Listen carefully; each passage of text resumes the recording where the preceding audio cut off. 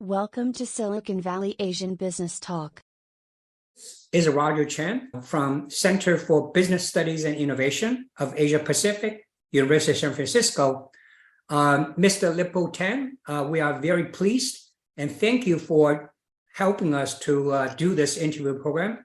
Would you please briefly introduce yourself? Sure. So I think thank you for inviting me. I'm an executive chairman of Cadence Design and also chairman and founding managing partner of the Walden Group that include Walden International, Walden Catalyst, Celesta Capital. We manage about $5 billion of asset under management. And I did my undergrad from Nanyang Technology University in physics. Then I did my graduate school at MIT, nuclear engineering.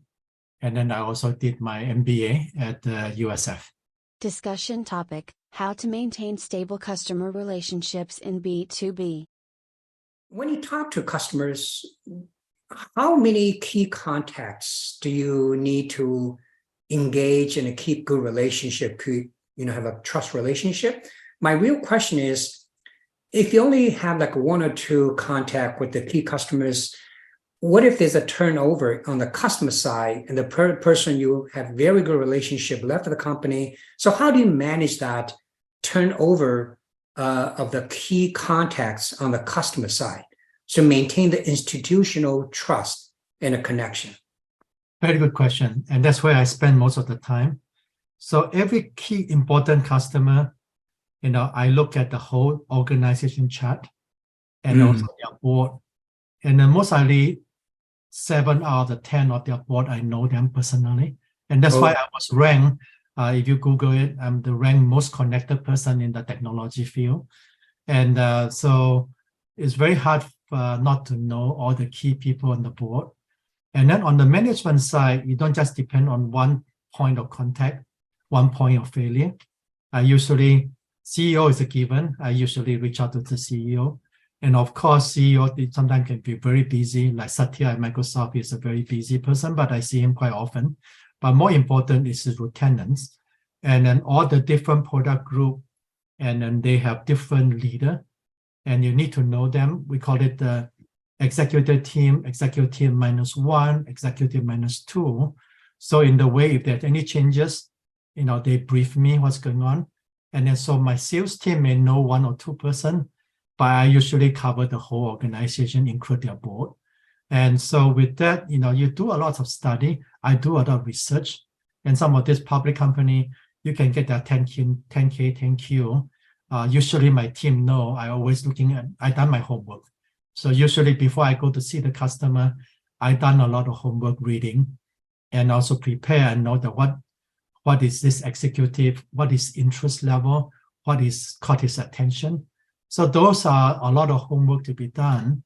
And then you have to done your homework before you go to see the customer. Otherwise, you're completely disconnected and then they will throw you out the window. And so you just have to be really well prepared. What are the area of a very strong interest? And you can draw that. Then you can engage to the conversation. Then you can bring into the solution that you try to bring. That's great.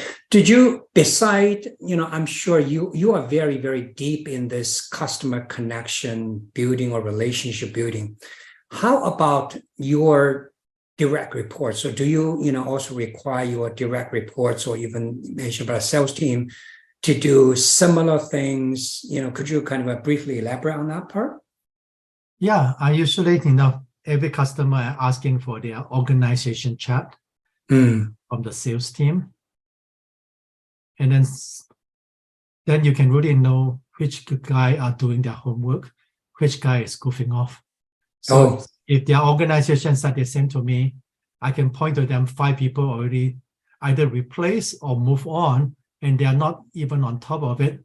They are in trouble with me. And so they basically, one thing they are very nervous is when they present the organization chart of the customer. They are very nervous that I know most of them, and they know I know most of them. So in that case, they really do homework, and then sometimes they delay to meet up with me until they really bulletproof to come and see me. But meanwhile, I also don't give them a lot of time. They have to give me as soon as possible before my meeting. And then I can check whether they are, then I cannot point to them who are the decision maker. You need to cultivate personal relationship because you're the sales guy. And I have too many accounts. You have one account. You make sure that you're on top of it. So they all very alert on engaging with the right people and then engaging multiple of the customer contact person who are our supporter, who are our competitor supporter. So they draw up the yellow, the blue, the red, and then so that I know whether they do their homework. Thank you for watching.